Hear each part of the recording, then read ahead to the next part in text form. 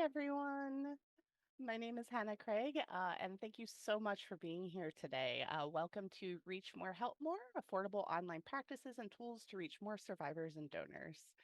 Um, so we are domesticshelters.org, which hopefully everyone here is pretty familiar with, but we are an online platform to help survivors connect with advocates and to learn more about domestic violence. We're a pretty large website. We get about 2.7 million visits a year, which has been thankfully on the uprise every year. So we have a lot of experience in this kind of digital space, and we really wanted to talk a little bit about how organizations can really optimize their digital presence to help survivors understand what resources are available to them, find those resources, and also attract community support, awareness, and funding. So a little bit about us. As I said, my name is Hannah Craig. I'm the director of content here at domesticshelters.org. What that means is basically anything that we make, I have a hand in it some way. So a lot of strategy, a lot of figuring out what folks who come to the website want and what they need, and working to get that created in place and then found. Joining me today in the background is Rachel Myers. She's our senior digital service specialist. She does all sorts of stuff, including our really excellent social media presence, which is really active. And we are really, really fortunate to have a great survivor community on Facebook that is very active and communicative and shares a lot of stories and experiences and resources. So a little bit just about some of the technical details on today's webinar. Live closed captions are available for this webinar. You'll see in your little Zoom bar at the bottom that there is that show captions or CC button. You can just click that. Um, Furthermore, all attendees are in listen-only mode for the Zoom webinar.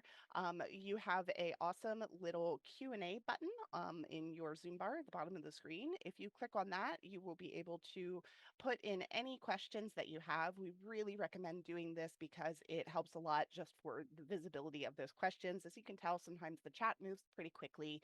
So if you can get questions into the Q&A, I'm going to be able to see them way easier. And then please use chat to share with other attendees. I see a ton of people introducing themselves right now. It is always really phenomenal for us to see where everybody is coming from and joining us from today. I am going to mention this a couple of times throughout the webinar because this is always the number one most asked question. Yes, we'll be sharing the slide deck. You will also receive a certificate of attendance, a transcript of the webinar, a video recording of the webinar, and additional resources. There's definitely going to be a lot of programs and tools and software and things that I talk about in this. Those links will be in the chat, and then they will also be sent out to you in about a week. I also just want to talk a little bit about Hope Chat, which is the newest feature on domesticshelters.org. We are very, very proud of her.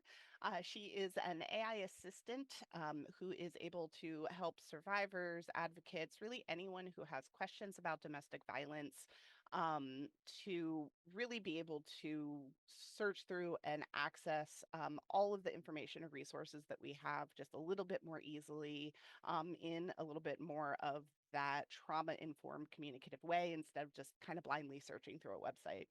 Um, as we describe her, a non-intimidating conversational format, which we're very proud of.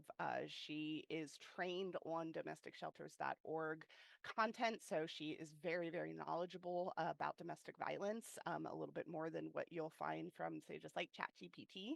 Um, and we are just really proud of the ability for her to be available 24/7. So when anyone has questions, they can just come to her and ask. We've seen actually a ton of adoption of the Hope Chat since we premiered her earlier there, since we put her out earlier this year.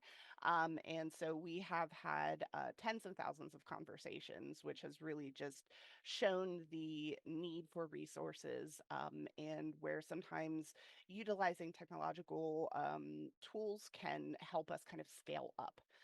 So if you have a moment, please check out Hope Chat, and please feel free to use her for your needs, to find those resources, to find that information, and to share it out to anyone who needs it. So today we are going to be talking about affordable online practices and tools to reach more survivors and donors. As I said, I'm the director of content at domesticshelters.org, which is why I am giving this presentation and talking about this today.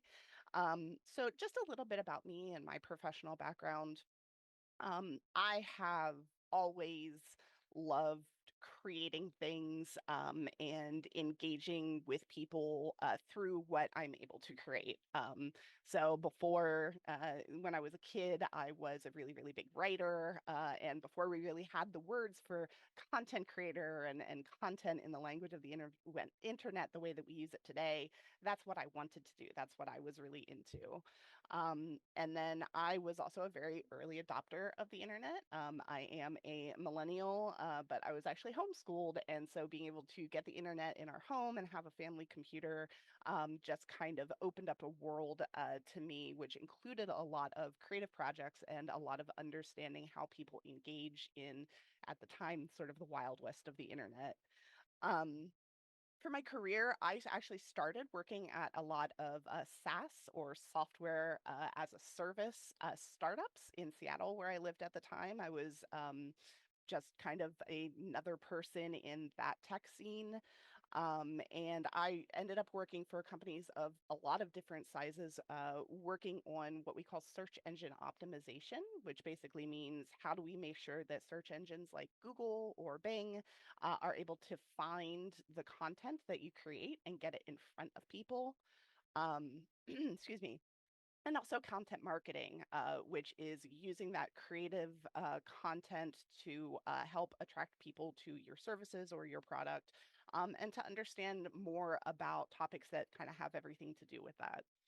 Um, After doing that for kind of a while, I really decided that that for-profit space wasn't a good fit for me. I had always really wanted to work in nonprofit, and I connected with domesticshelters.org, and it was basically just sort of a perfect opportunity for me, because what I really realized since coming into this field is that technology and that online presence is really, really difficult in nonprofit work. I think it's especially difficult in domestic violence work because there is so much nuance, and it's so broad and widespread, but there's also so much nuance in everyone's situations. And unfortunately, abuse can present itself in so many different ways that there are so many people who just don't even understand that what they're experiencing is abuse.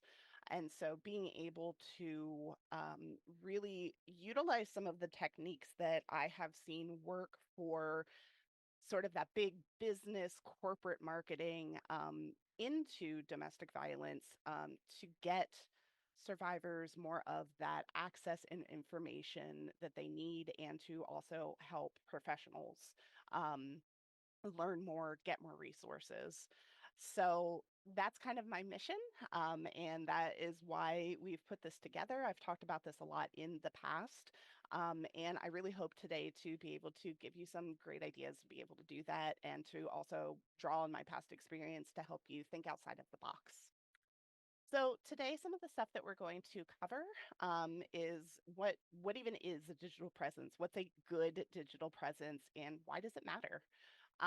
We'll talk about creating, upkeeping, managing that digital presence, what you need to know about search engine optimization, basically how to help you get found by the people who need you or the people who want to donate to you. Some free or low cost tools to help you manage and perform all of that. And then just some other general tips and tricks to help make that easier and to stand out online.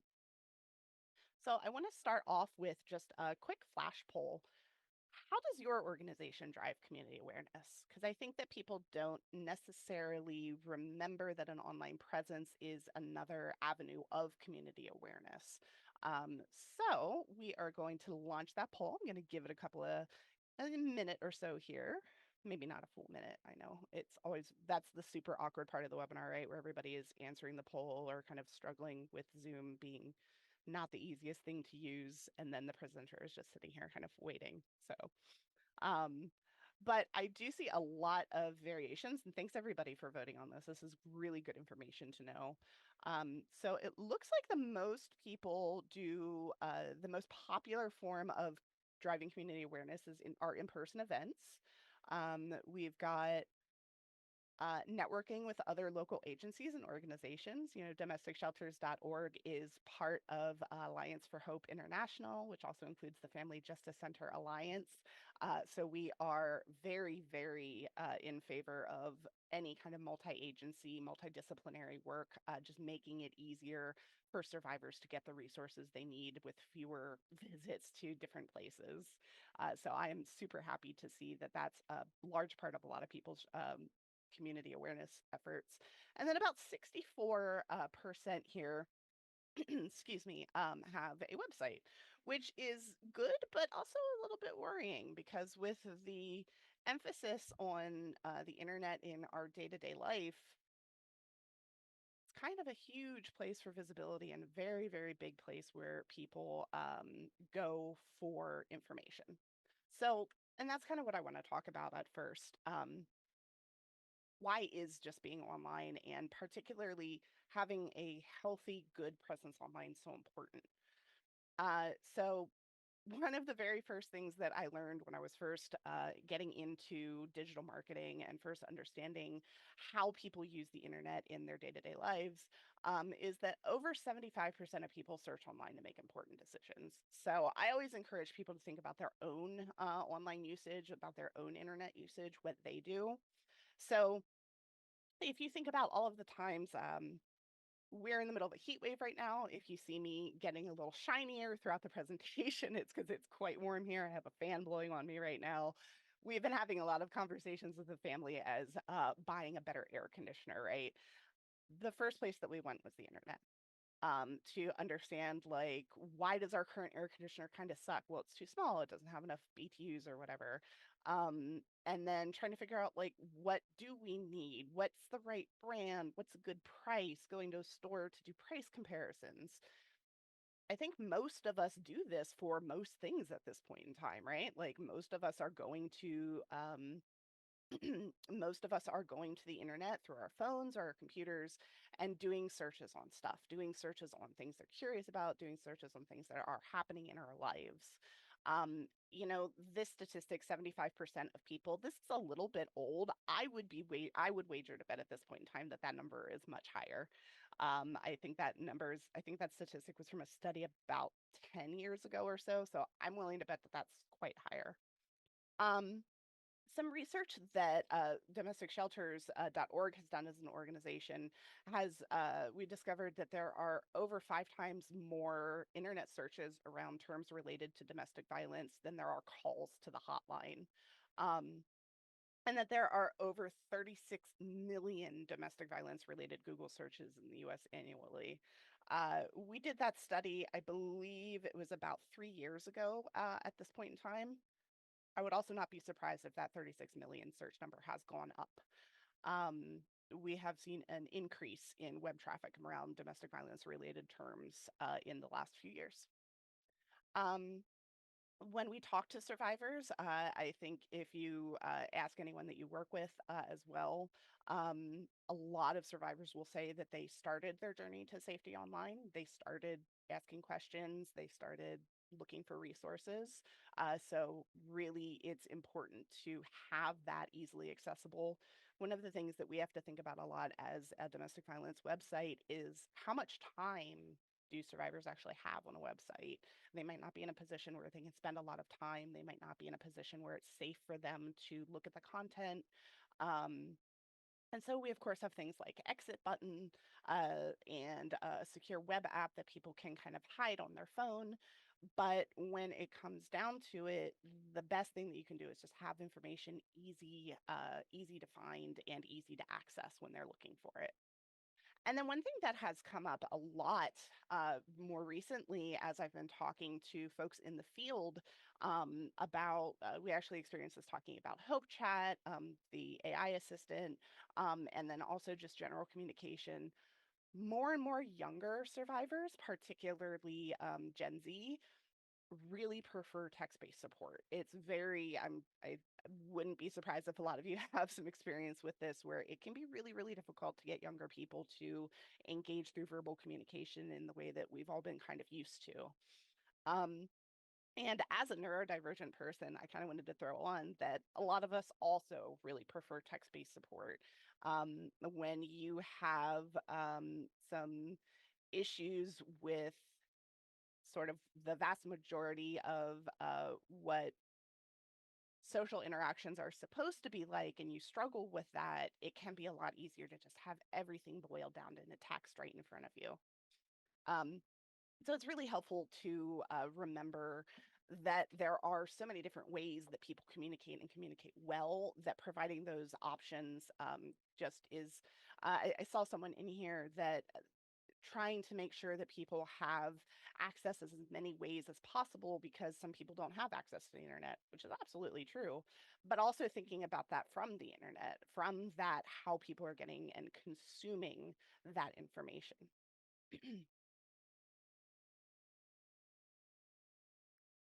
So today, I would really love to cover claiming your business profile, which is your Google business profile, which is free, how you can access a 10,000 Google Ads grant and what Google Ads are, which is also free, setting up social media channels, which is also free, having a good website, which can vary pretty wildly.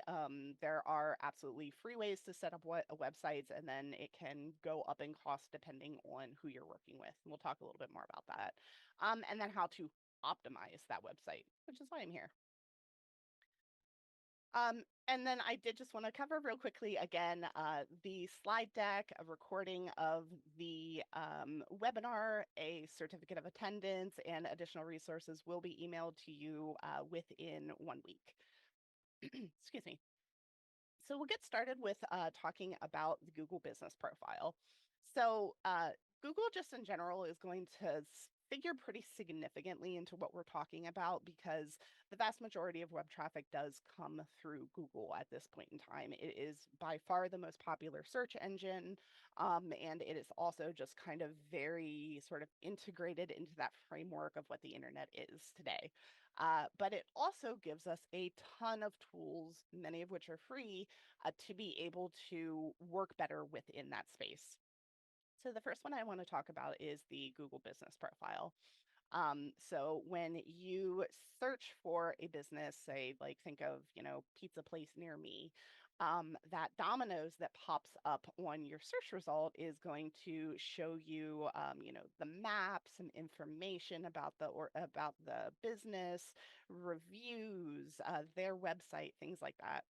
You can actually manage and control all of this information that's displayed how you want it to be displayed, to make sure that it's totally accurate, up to date, and has all of the extra information that Google may not be able to figure out on its own, like your hours of operation or a hotline number. So claiming your Google business profile is extremely important just for that super basic web presence, and to make sure that any searches that are for your organization under your name are getting that accurate information right away. One of the things that's very important when people are looking for things, they do your search in your little Google search bar, and then that page that shows all of those search results is called a search engine results page, or SERP. Um, User behavior, the way that people interact with that search, really shows us that everything that is at the very top of that page is the most valuable information, because that's where most people are going to look. Again, kind of think about your own internet habits and when you're searching for something, right? A lot of the times you're not going to get super, super deep. You're not going to spend a whole lot of time, because generally Google does a pretty decent job of showing sort of the most the thing that has the most to do with what you're looking for, or answers your question at the top of the page, right? So as people who are putting things out into the internet, we want to get our stuff at the very top of the page. Your Google business profile ensures that any searches for you you're right there. You're number one. They're finding the right information. And then, like I said, I've got a little tip on here. Even if your organization uses a different email service, maybe you use Outlook or you've got your own domain or whatever, having a shared Gmail address, specifically Google email, is really, really valuable for your org. Like, not everybody has to have one. You don't have to use your personal one. You can create one for your organization that's maybe like, organization at gmail.com, whatever works for you. This doesn't have to be publicly available, but what it does is lets you as a team manage really important tools like your Google business profile, another tool we're going to talk about in a moment here called Google for Nonprofits, and other really helpful stuff like Google Analytics, which lets you understand your web traffic and see your web traffic. Or Google Search Console, which lets you understand what words people are actually finding you through. So I really strongly recommend that you just have a shared Gmail address for your organization. Anybody who may be working on these tools has access to it, and just really, really helpful to be able to manage and navigate and keep things organized. So another tool that I want to talk about, as I just mentioned, was Google for Nonprofits. And why Google for Nonprofits is important is that it lets you request the Google Ads grant. So just to kind of go back to what we were talking about, how everything at the top of that search engine results page is so important. Google Ads are another way to ensure that you're at the top of the search. So I've got a little example on the side here. I I actually had a really hard time like thinking of a related search where we would actually see some Google ads pop up, because this isn't used that often in nonprofit fields for pretty good reasons, right? Like, we don't really think about using marketing advertising in the same way that a for-profit business would. But when it comes to the internet, it kind of works the same. It gets you that visibility that you want and you need. So this was just a random search for a term that I knew would have some sponsors, which is domestic violence lawyer. I do not know who these people are. I do not recommend these people, but I really wanted to just be able to demonstrate how sponsored posts or Google ads look. They once again get you that information really high at the top of the page. They ensure that you are showing up before those, what we call organic search results, which are basically non-paid search results. Um, so with a Google Ads grant, you will be able to access a $10,000 monthly budget for Google Ads, which means you can pay for $10,000 worth of ads every single month. And those ads can be based on all sorts of different things, basically whatever you'd like them to be searched on. So if you want to, or be based on, pardon me. So if you want to put everything behind your organization name, because maybe you're very well known in your area, or you think that people are looking for you primarily through your, what we call a branded search, or through your name, you can put your $10,000 budget into advertising on your name or any names that are closely related to it, or searches that are closely related to it. But you could also think about things like if you have specific programs, the way that those programs, what those programs provide, right? Kind of thinking down into what are people looking for that they need, excuse me, and then how are they searching for that? And we are going to talk a little bit more about what we call keywords, and how that relates to all of this in a little while. But just really want to emphasize that the Google Ad Grants is $10,000 a month to advertise yourself however you would like. So I've got some of the eligibility requirements on the screen here. This is actually something that domesticshelters.org uses. We were able to get the ads grant, and it's been on ongoing, one of our tools for quite a few years now, actually. Um, I did just want to point out that academic institutions and universities are not eligible, but check out Google for Education, because they do have alternative options that are kind of similar. So, how do you actually get a Google Ads grant? It is a 7-step process that seems like it might be a little overwhelming, but it I have a lot, as someone who works on the internet and who works in search and content and SEO, I have a lot of thoughts about Google. Not all of them are great, I won't lie. But one thing that I'd say very strongly about Google is they really have done what they can to make their processes straightforward and easy to use. So it might feel a little overwhelming at first, but it's actually pretty straightforward from your end. There's not a ton that you need to do. It's mostly just waiting. Um, So you will just head to that URL and put in your eligibility request. You'll wait for verification. This usually takes about 2 to 14 days. And during that period of time, what is happening is Google pairs with a partner company. I think it's Good Stack. Don't quote me on that, but I believe that's the name of it. Who basically verifies that the organizations they're working with are eligible nonprofits. So you may get contacted for a little bit more information during that time. They may call you and just ask a few questions. So just make sure that you're keeping an eye on whatever contact phone number or email that you have put out there so that you don't miss that. Once you get verified and you're able to access your Google for Nonprofits account, they have actually quite a few different tools that you can access. But the one that we are looking for here is Google Ad Grants, and you'll be able to just click Get Started. You put in your organization's website. This is important because this is going to be basically where any of your ads are sending people to, when they click on, where they'll go. So make sure that you are using the website that is your primary website where you want people to go. There's a short intro video that just kind of tells you what's going on and what's up. Excuse me. And I think it gives you some tips and tricks as well. Google also has a lot of help content around Google Ads to be able to really understand how to use them and maximize their usage. So I recommend checking that content out too.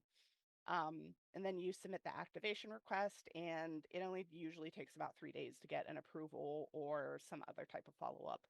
I will say in most cases, organizations who have done this that I'm familiar with haven't really had any issues getting Google Ad grants or getting the actual grant. So I'm going to pause here because I noticed a bunch of questions come in. So let me go ahead and answer some of those. Um, all right.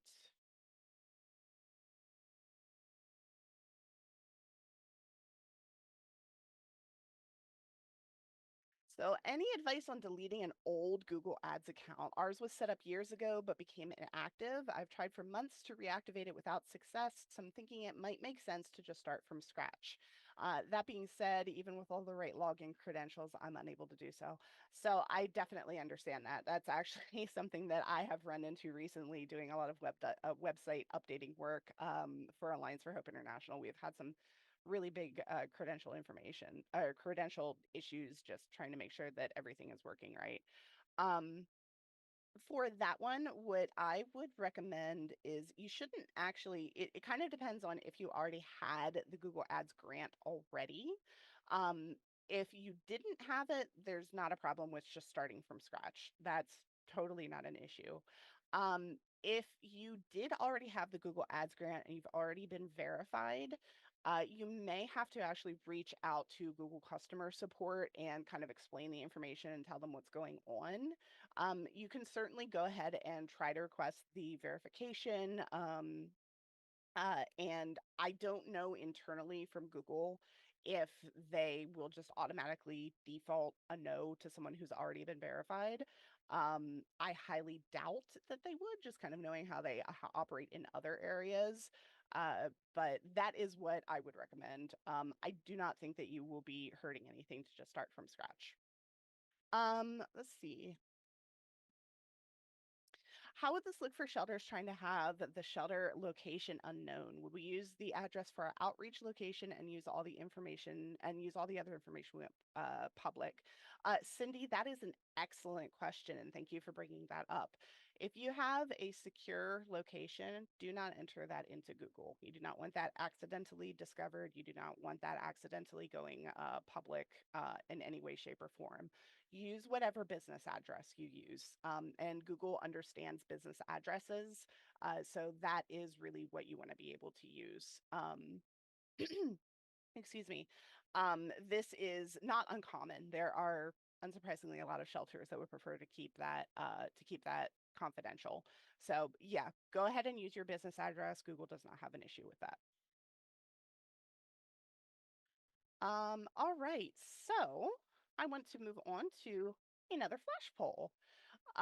So we're going to start talking a little bit about social media. And so I'd love to know, how often does your organization post on social media? What is that kind of frequency of posts? So whether you're sharing content or reposting other people's content, posting news articles, just essentially how frequent are you on social? So I kind of set these up for less than a week, kind of post whenever it's appropriate. You try to post once a week, like every week. You've kind of more dedicated 2 to 5 times a week. So maybe you're posting every business day or something like that. Um, you're posting more than 5 times a week. So maybe you're posting every single day or multiple times on a single day, or just kind of not sure, varies situationally. So, all right, we have got about 57%, 58% participating right now. So it looks like the most common is 2 to 5 times a week. One of the reasons that I'm asking this question is because one of the keys to success on social media is consistency. Consistent content will help massively to get your visibility on social media. It is a combination of sort of user expectations and what users like to see, along with the algorithm and how various social media algorithms work. And then also just sort of the quantity, right? Like the more that you're posting, especially now that we've moved into an era where the social media algorithm doesn't most For You pages don't display like newest, right? They display stuff that is more popular, has more engagement, things like that. So the more you get out there, think of it less as a timeline and think of it more as each individual piece of content. So, all right, everybody, thank you so much for participating. Really appreciate it. 37% post 2 to 5 times a week. So, my recommendation is try to post at least once every day a week. That is our baseline. I think that varies depending on all kinds of different things, but our baseline is for that consistency. We want to post at least one day a week. Um, if you have if you have excuse me if you have issues being able to post one day a week, try every business day a week. But it's really important to just find that cadence that works for your organization and to continually put out information. Again, even if you're resharing other resources or other posts from different social media channels, as domesticshelters.org, like I said, we're pretty common, or excuse me, we're pretty active on social. Repost our content, like, and I'm not saying that from the, ooh, we want more people. We always want more people.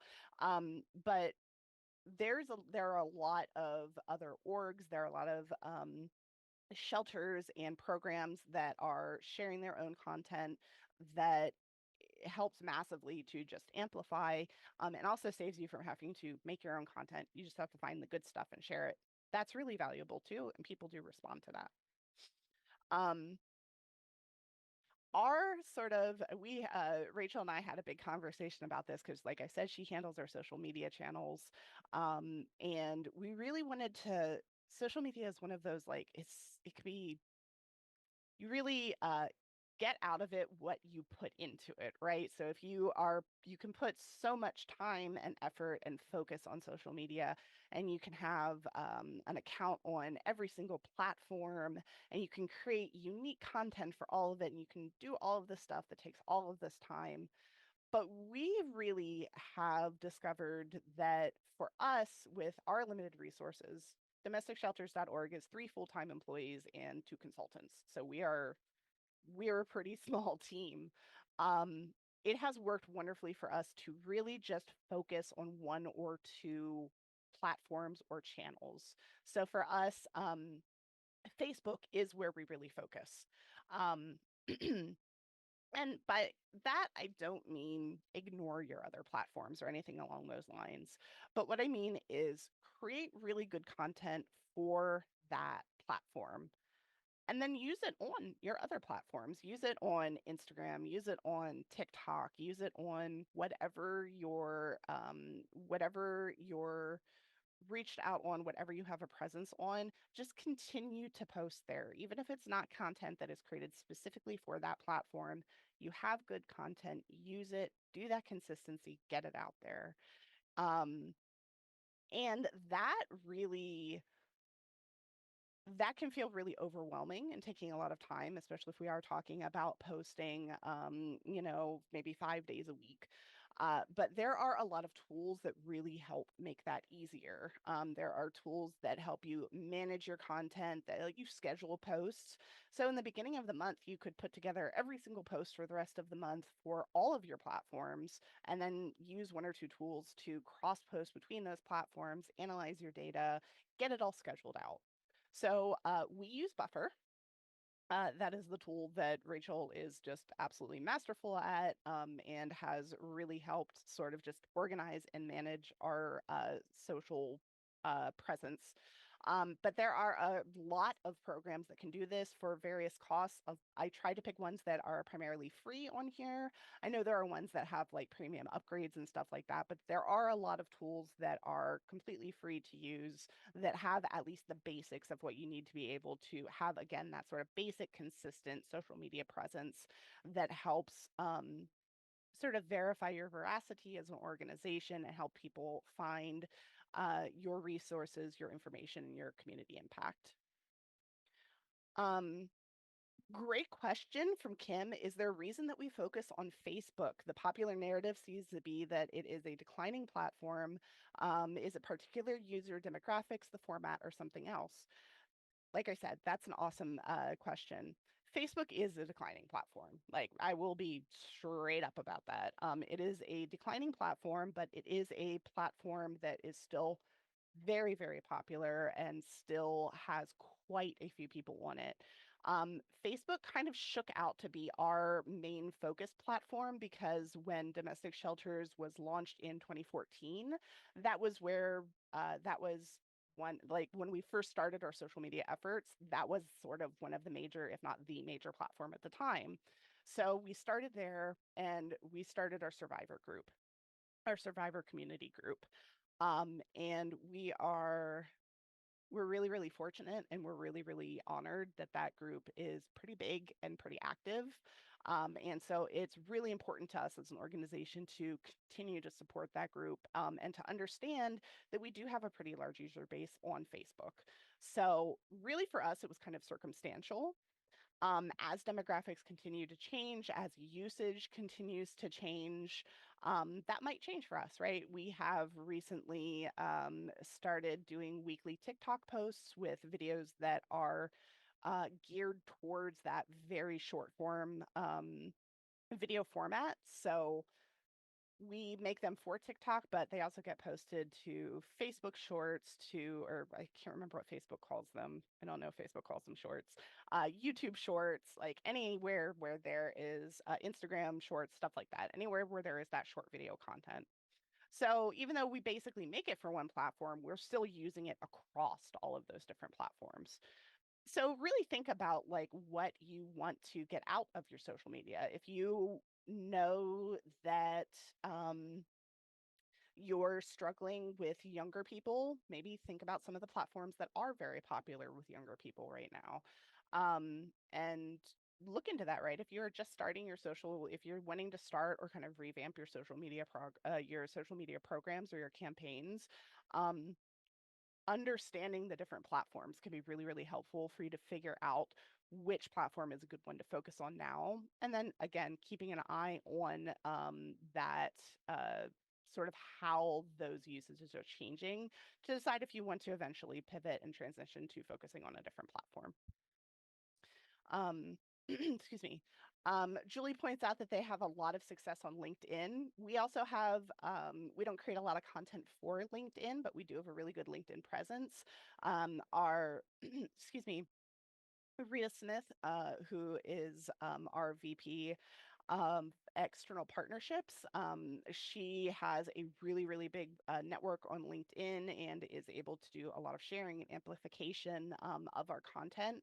So I think that's a really another good tip is look at the folks that you know either within your organization, partner organizations, basically anywhere that also has an audience, and get into the audience. Ask them to share some of your content, share their content, make those connections the same way that you would network with other organizations in real life. Um, Susan points out that their Facebook continues to grow, but Instagram has exploded over the past few years. Instagram, another really good place to think about. And when you're thinking about those, like when I talk about understanding the platform, it's also sort of understanding what works on that platform. Really, Instagram and Facebook are great kind of opposites in that way, where Facebook, though obviously has a big visual element, really grew up text based and is more based on those text posts.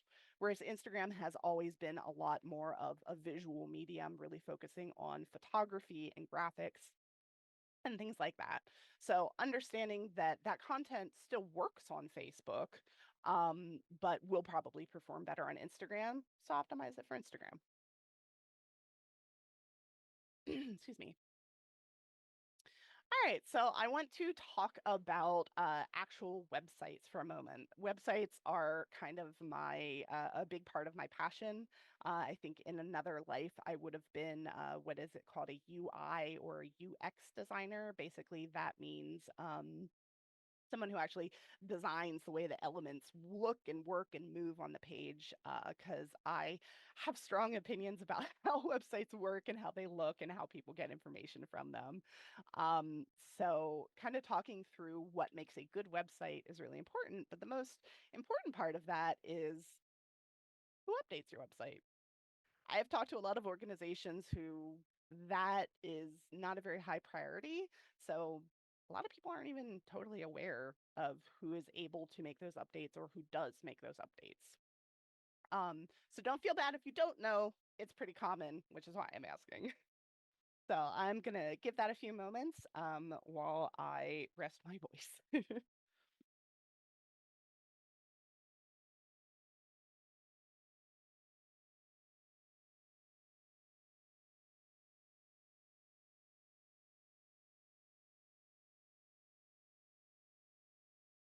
Also, big thanks to Rachel for chiming in the chat with some with some really valuable social media information. She prefers to stay off of the camera, which I do not blame her for, as again, I am getting progressively shinier through this. But I've worked with a lot of folks on social media over the years, and Rachel is maybe one of the most analytical and organized folks I've ever worked with, which is hugely, hugely helpful when it comes to social media in specific. All right, so it looks like 84% of you do know who makes webs updates to your organization's website. Thank you. I'm very, very glad to hear that. That is wonderful. There's about 16% of you who don't. This might be because your organization also doesn't have a website, as we talked about earlier. Totally fine. But again, really just good to understand.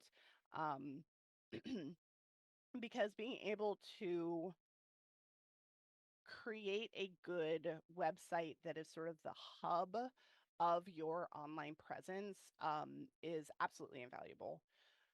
This is where most people are going to find your information. This is where most people are going to understand you as an organization, and where a lot of people are also going to form those first opinions of you as well as to what type of organization you are.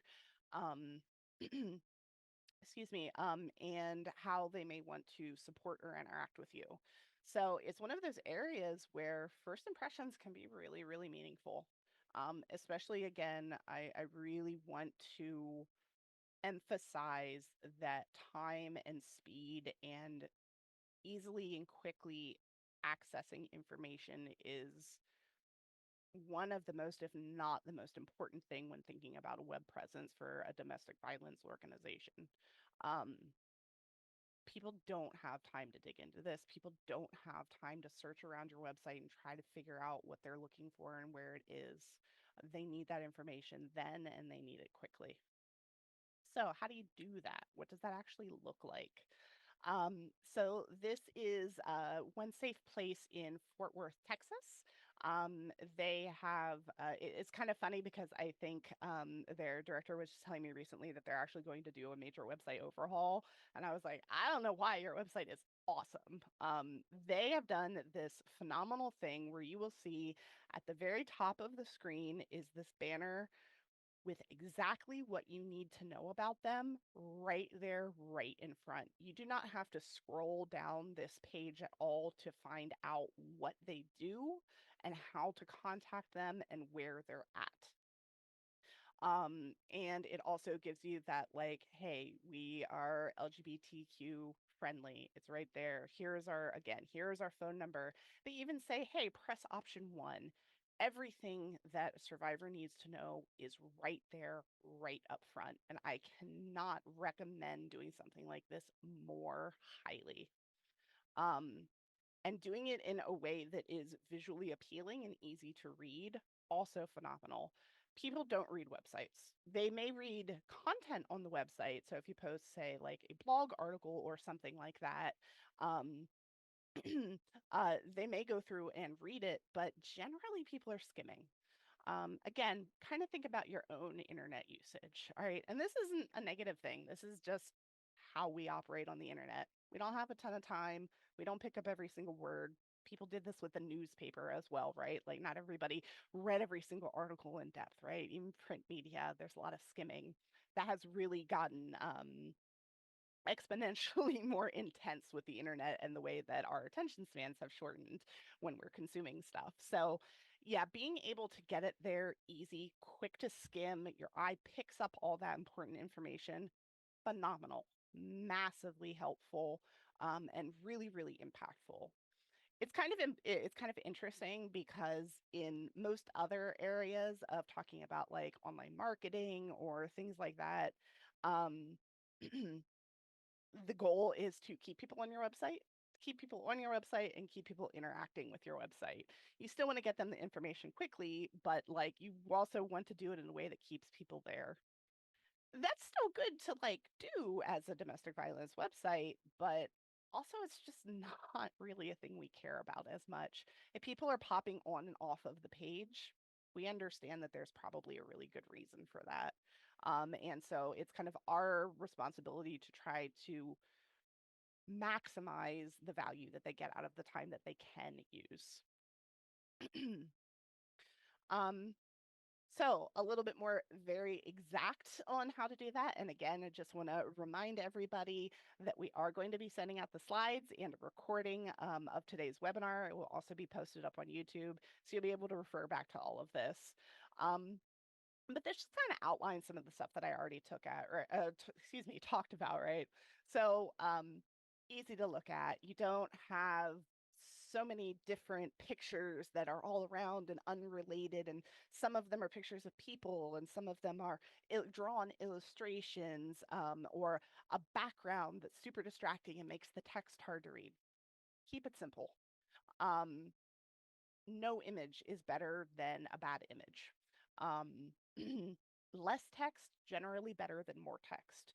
So just kind of as you're thinking about it, as you're making it, as you're putting it together, think about what's easy and what, again, that information that jumps out and is really easy to read and understand. So again, easy to use.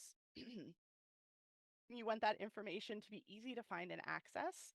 So when someone is navigating through your website, going through the little different menus, finding different pages, things like that, it should be pretty intuitive to use, right? Like we have a general idea of how websites should work, where things should be, and we want to be in line with that idea. The website has what they need. So all of the information that a user needs front and center, right? So this is your really basic stuff. This is if you have a public address, the address, your phone number, your hotline number, the services that you provide. Excuse me. and things like that. Um, your website should also work well. And so that means, it should load quickly, but it should load quickly and nicely on any device that someone is using.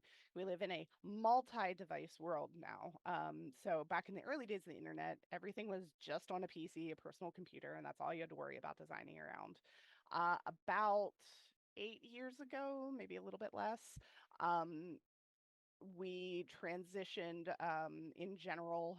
Google kind of led this transition um, to mobile first design. So essentially, most website traffic nowadays is through mobile devices, tablets and phones, generally phones. But you still need to make sure that your website works right on pretty much every device. And so we do what's called mobile first design. So we base it off of a mobile device, and then we test to make sure that it works on like a personal computer as well. But basically, what you really just need to think about is like your links aren't broken. They click on a link, it actually takes them somewhere. The address to get to your website is easy to remember and easy to type in, things like that. Just kind of those basic, let's make this as easy, as simple as possible for someone to use. You also want to make sure that the website actually like is worth it for you, right? Like you're getting some return on your investment, that it has goals that are being fulfilled, right? So you can do things like use call to actions really liberally, for basically thinking about what you want a user to do, right? Do you want them to donate to your website? Do you want them to, or excuse me, do you want them to donate to your organization? Do you want them to connect with an advocate? Do you want them to read an article or access or apply for a resource or something like that? Think about what you want your users to do and then make it easy for them to do it and draw attention to that. Use call to actions, whether it's something as simple as like in bold, read this article with a link to the article, or that actually saying read this article being the text to the link.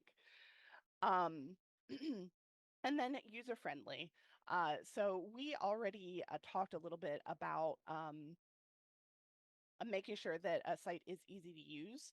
A really good way to do that is just ask people who haven't worked on the website to test out the site, to just play around with it. If they don't know what they're getting into and you're just showing it, you're going to get a really basic experience of what somebody who has no background information is going to use, or excuse me, going to do, going to act on your website. And this is one of the best ways to figure out when something isn't working the way that you thought it would work or anything along those lines. Um, and then also say like, hey, how easy is it to find whatever you need them to find? Our phone number, our hotline number, our contact us form, how to donate to us, that kind of thing. Use your resources, use people who aren't familiar with it, and just get opinions, get insights, because that's what most of your users are, right?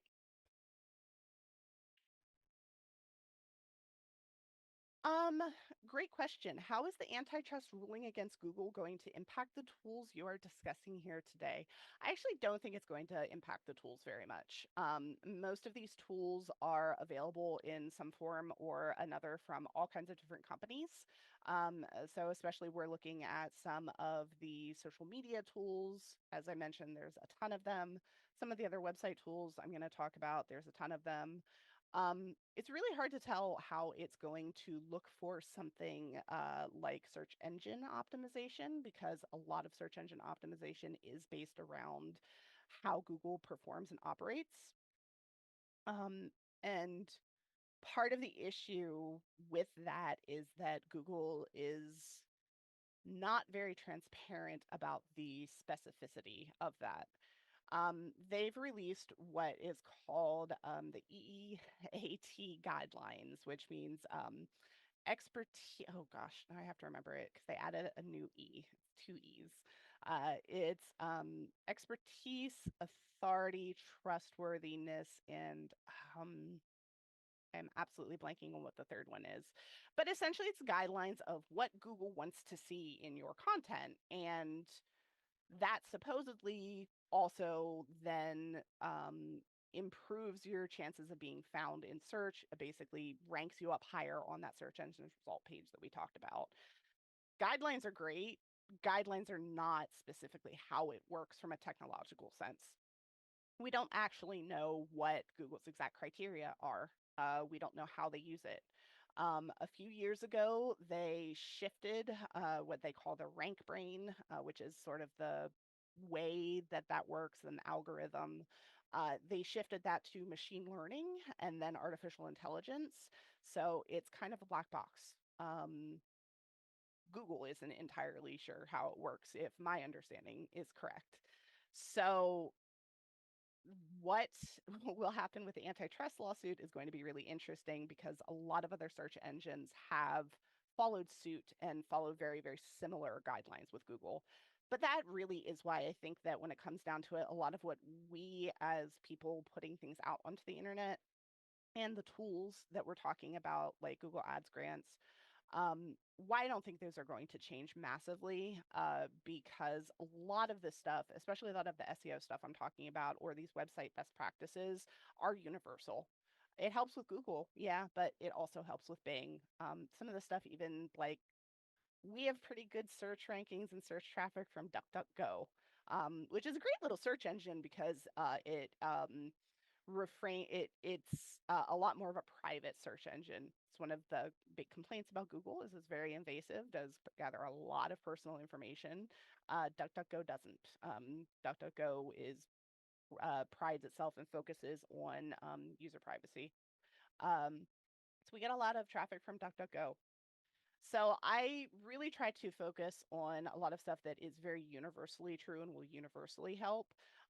Changes with Google are always going to affect the internet at this point in time. I don't know if that will change in the future. It's entirely possible. But as of right now, long story short, I think we're okay. But also remember that other search engines exist and keep an eye on your performance on those other search engines. I hope that answered the question a little bit. Again, I have a lot of opinions about Google. Um, Delilah asks, how do I show up in Chat GPT searches since less people are using Google? That's a great question. We're also learning that. One of the really interesting things about the boom in AI is how quickly it is moving. Everything digital, everything internet is quick, but AI has been I've been doing this for about 15 years now, and I think AI has created the most rapid changes that we've seen, and those are still honestly shaking out. ChatGPT in specific, like, is a volatile product in that it is still changing frequently. I know they even just introduced a new model. They introduce their new models very, very frequently, and they're also a little bit of a black box, right? We don't know exactly how they work. Um, and so the best thing to keep in mind for showing up in ChatGPT searches right now or other AI searches right now is have good content. Answer the questions that people are asking, answer them with good information, with expert information, use your advocates, use your trainers, use, the people that you work with, um, and answer it clearly, answer it authentically. Just really, I think one of the best ways to consistently think about being on the internet and showing up in searches is to really put that user first. Put what they are looking for first and highlight that as frequently and as clearly and as easily as you can. And that's gonna get you in the direction that you need to go. Really good question though. Thank you. And we're going to talk a little bit more about how you actually do that now, because I have mentioned this search engine optimization thing a whole lot. So SEO is about awareness. Basically, it is about making sure that people understand what you do and how they can interact with you, and Google understanding what you do and how it can make sure that people find what you need. Google, excuse me, Google or again, other search engines. So this is just a little search here that I did for Alliance for Hope, just to kind of demonstrate what that being at the very top of the page looks for. Um, this is on my own personal account. This is not, I have multiple Google accounts for work and personal stuff. This is actually for my personal one, which is where you can see it kind of blows my mind sometimes. I live in a township. Um, Grantley is not my township. Grantley is actually very specifically like the 3 block neighborhood that I live in. So there's a reason DuckDuckGo exists, right? Like it can be a little freaky how much Google can know about you. So it's one of the reasons I like to tell people about DuckDuckGo, because especially in our field, it can be an extra level of security and also just a little bit of confidence of being able to know that you can go on a website and not like have it know exactly where you're at, which freaks me out sometimes. But in any case, as I talked about, the higher in the results, the better. You want to aim for that top search spot. One of the things that we see most commonly in domestic violence searches are what we call local searches. So those are searches where someone is looking, as I put on the example here, women's shelter near me is a really common search. Domestic violence help near me. And this is what people are looking for, the things that are local to them. And so that's kind of its own very specific branch of search, is that idea of local search. Your Google business profile is a massive help here, because that is what is helping Google fully understand what your locations are, what area you serve. So that is one of the #1 ways of making sure that people in your community that are in the areas you serve are able to find you fast, easy, right at the top of the search results. Um, so there are a lot of different ways that we can do this, but this is kind of the basic of how it works, right? And this is kind of, again, just reemphasizing a lot of the basic stuff that I talked about. What do survivors need? You need to understand what they're looking for. The official term for this is search intent. But this are questions like, how do I get a restraining order? Women's shelter near me. They might also just be searching for your organization by name, or by a variation of your name. Maybe they don't have it exactly right, or maybe they've misspelled it a little bit. So those are what we call those branded searches. Your job for your website is to provide what they need. Make sure that your website has those details and can answer those questions. Um, or are offering another way you can do this, right? Like, how do I get a restraining order is a big question. And it's also been asked and answered a lot of other times. You don't have to recreate that content from scratch. You can also make a resources page on our website that's like a frequently asked questions, where you say, like, how do I get a restraining order? And maybe you put like a little paragraph about it, and then you add like 3 links to other pieces of content that go far more in depth. There's a lot of different ways that you can fulfill these needs. The important thing is understanding the need and then doing your best to fulfill it. And then here's the slightly more technical part, is we use keywords for search engines. You also use these in Google Ads. Google Ads are based on the keyword for the search. So keywords show search engines that you provide that information on your website through the targeted phrases, and informational content like blogs, articles, and then those important details about your programs, your services, and just your org in general. So honestly, as someone who does this professionally, discovering search intent is the hardest part of this. Understanding how people search for things on the internet is really, really difficult, because it really dives a lot into how people think of things and what the commonalities of our language are. And then you even have to put on top of that thinking of, non-English searches. Um, excuse me. So, some ways that I have discovered work really well for understanding search intent and figuring out what your users, so we'll think of that as community members, survivors, donors, what they're actually looking for, include working with your team to think of how they would search for your services.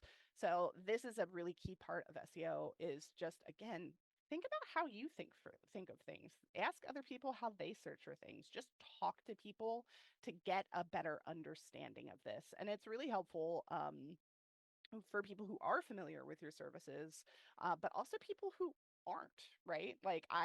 My partner gets so annoyed with me because I'm constantly asking him questions about things that he would probably never do, but I don't really want to know how he's going to do it if he ever needs to. I want to know what his expectation is, how he would go about this, because that really helps me understand the way that people are thinking about different topics.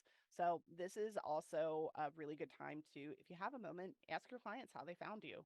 Understand what got them to you. Understand those platforms that you have in place that are working. And also find out if they had a hard time with it, if you have a website, ask your clients if they've gone on it. Ask them if it answered their questions, if they got what they needed. Just be willing to have those conversations because even the littlest pieces of feedback can make major and big differences. As I said, we're a pretty big website, 2.7 million visitors a year, but we look at pretty much every single piece of feedback that comes in and act on a lot of it. Um, because we having that understanding of your users, and modeling to that, is going to just kind of fulfill that cycle that we want, right? They need us, we fulfill. They come back, we fulfill. There are also some really great free SEO tools for this. Google Search Console is one of them, which you would be able to use through your shared Google account. Um, you only need to insert like one little piece of code in your website at the most difficult way to get that set up, and then Google actually has even easier ways to set up. So if you're making your website yourself, it's pretty easy to set up. If you're working with a developer, so very, very simple. So not very complicated. Ahrefs is a similar tool that is way more in depth. It is my primary tool. It's what we use at domesticshelters.org. And it gives you tons of information about keywords. You can look at specific pages on your website to see what searches people are using to get to it. You can see keywords that you might have stuff that works for, but you're not implementing those on your website. So there's a lot of different ways. Excuse me. There's a lot of different ways to use Ahrefs and other tools. Um, Abigail said DIIB is another great tool. I'm actually not familiar with that one. If you wouldn't mind dropping the full name of it in there, I am always on the lookout for other good tools. Um, and then one of my personal tricks that I'm giving away for free. I always feel like this should be one of those ones where I don't know, I'm at like a marketing conference or something. Um, Cheat off other people's work. It's it's just the thing that is done in this field, because what's really, really, really helpful is to understand what information people are putting out. Thank you so much, Abigail. It's really helpful to understand when other organizations are putting out content that is similar to yours, or just an organization like One Safe Place where you see that they know what they're doing and it's very likely working in their area. Look at what they're ranking for, see what their keywords are, see what keywords have a lot of search behind them, because that's another thing that those tools will show you is like what's an estimated monthly volume for how many people are looking for these keywords. Um, and that's a really good way to understand some of the keywords that you might just not have thought about, or even some of the topics and content that you just haven't thought about the people are looking for. So yeah, look at what other people are ranking for, understand the content that performs well, what the keywords and stuff are behind it. It's totally fine. There's a reason the tool lets you do that. It's not illegal or bad or anything like that. It's really, really helpful. And then my final tip is experiment with incognito search. This is particularly important if you use Google's Chrome browser. I am not a Mac user, but I believe that Safari also has an option like this. But basically, your incognito search anonymizes who you are. It takes out any of your personal information, which involves everything that the search engine keeps tabs on, as far as like your search history, your area, your location, things like that. Because all of those actually do kind of tweak your search engine results. Your search engine results, for one thing, if you're logged into an account, may look totally different than what somebody else searches for when they're logged in on their account. An incognito search shows you, I shouldn't say totally different, somewhat different. They're usually not complete opposites or anything like that, but it will be different based on those things. Whereas an incognito search gives you kind of that boiled down, this is the general idea of what it's going to look like. Here are your bases. This is what it looks like for like a larger swath of people. So just playing around with incognito really, really helps. And then the last thing I want to talk about is actually just building your website, because we actually get a lot of questions around this, and this is very much for also those folks who don't have a website yet. Um, so there are services like Square and Wix, and Card, that's CAARD, I believe, um, that let you set up a pretty attractive website pretty easily and pretty straightforward. So you can get yourself going, you can get your basics on there, you can fulfill pretty much everything that we talked about. However, I think it's especially important for larger organizations that have a lot of different programs and services. It can be really, really, really worth the time and effort to do a little bit of investing in a web development company and having them help you create and manage your website. I know, especially right now, talking about anything that costs money is really hard, right? Like nobody has enough money, and we're all worried that there's going to be even less money, or there already is even less money. But as we talked about, the number of people who use the internet and the way that we, as a society, use the internet to find information and to understand what's near us makes the investment into a healthy digital presence really, really, really valuable. I think because technology tends to be a little bit more expensive and also a little bit more complicated to implement, we tend to shy away a little bit. But I really think that shying away from something like a web presence, and a website that really helps people get what they need and also provides this really good reflection of you as an organization, um, is worth the effort because of the amount of exposure that it gives you, the amount of accessibility that it gives you. And accessibility is so important and so difficult sometimes. So, really, when you're thinking through budgets, when you're thinking through things that you want to invest in, keep that in mind, right? Really think about your community and think about how people are able to get to you, and get to be able to find you and are accessing your services as well. We work with they're actually a little bit more than a web design company, but they're called By the Pixel. They do our web design, but they also create a lot of technical solutions for us for things. We